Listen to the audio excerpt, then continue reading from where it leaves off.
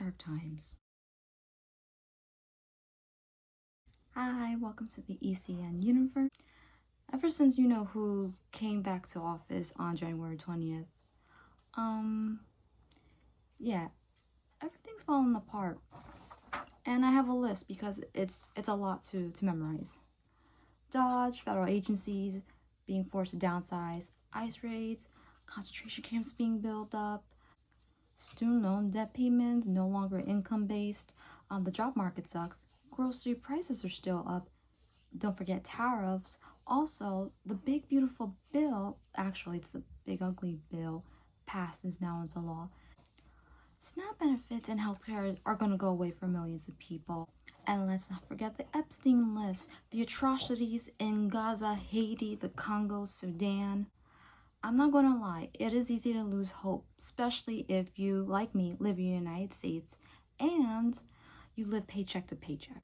You know, I've been a news and political junkie for, let's say, since my 20s, but this year especially is exhausting. It's always back-to-back bad news, and on top of that, even good news gets squashed by bad news. And I think I'm not the only one when I say a lot of us are stuck or lost, and our mental health is being affected in a major way. So what can we do in times of these? Well, there are some things you can do. I have my points right here in case I forget. One is to focus on your mental health. Like I said before, this is an exhausting time to be in right now. So focusing on your mental health looks like finding healthy coping mechanisms to help you get through the day, finding hobbies to discover and enjoy, and if you're realizing you're just feeling low for most of the time, what that would mean is maybe you need to seek a therapist at that point if you have health insurance. If you don't, this would be a good time to find someone that you completely trust and talk to. And if that's not an option, there are hotlines out there that could help you with whatever situation that you need help with. 2, find ways to be social. Recent studies have shown that being alone is just not good for our health. So we need to be social. One way to be social is to find community, and it doesn't have to be political. You could be volunteering in a neighborhood organization, take a class in something you're interested in, and make friends from there. Meet up with your old friends and plan something to do for the entire day. Plan a mini vacation with your family, etc.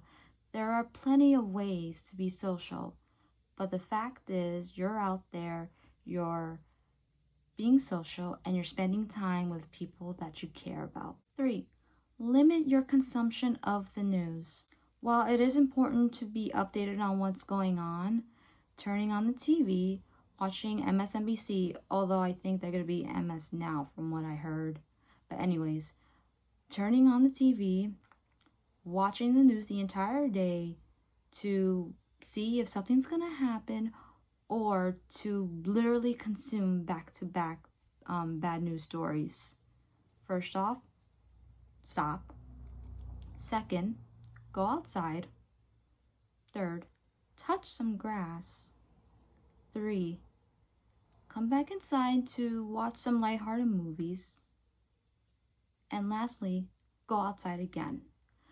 Go off and try that new restaurant you've been curious about for a while. Heck, if you live near a casino, go there.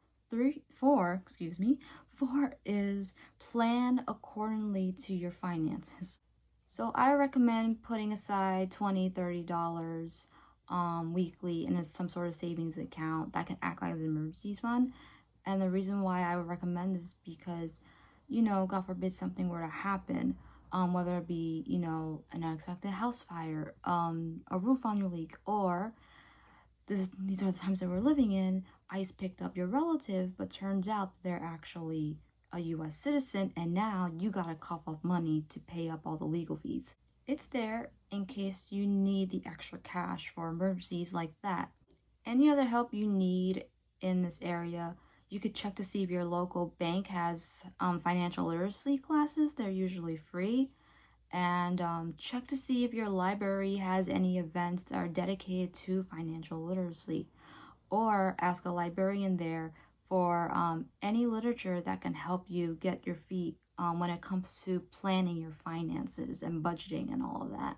5 is to help your community out. So this is going to look different for everyone, and that's because not everyone can go out and protest, whether that be for safety reasons, for medical reasons, or any other reasons. So if you can't go out, but you have the financial privilege to do so, what you can do is you could donate to organizations that are on the front line in fighting the current issues of the day.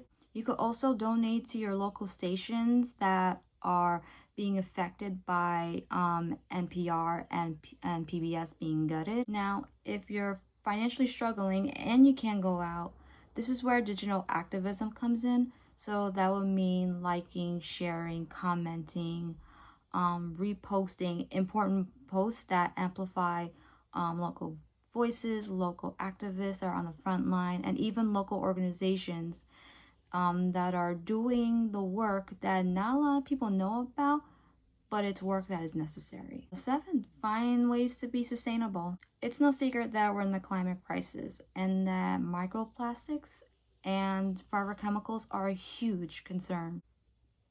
So my advice isn't to tell you to recycle glass and paper, although you should. It's actually to try to replace one thing with another. So what that would look like is if you take your lunch to work or school and usually have plastic, what I would switch it out with is something that's made out of glass and wood.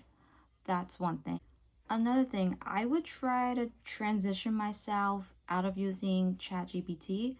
And the reason why I say this is because ChatGPT uses sensors that need water in order to cool off so that they can still work. So whatever you use ChatGPT for, I would replace it with something else. So what that would mean is that if you use it for workflow ideas or whatnot, I would find apps and websites that are specifically for workflow. If you used it for therapy, although you really shouldn't, I would contact and make an appointment with a therapist if you have health insurance. If not, find someone that you really trust to talk to. If you use it for information and exploring knowledge, this is where your libraries come in. So I would go to your local library and check out books based on the topic that you're interested in at the moment. I can guarantee that your local library has the books that you're looking for when it comes to whatever topic that you're particularly interested in. Lastly, learn about the land that you're on and who the original stewards were. And the last one, don't lose hope. This political climate isn't forever, and neither is the stagnant place that you're in. All it takes is making a few moves and time before seeing the actual results. Sometimes the move you make will be hard but necessary. But as long as you are real about your situation, but realize that there is a new story, and if you keep telling yourself this new story, change will be coming. And thank you so much for watching.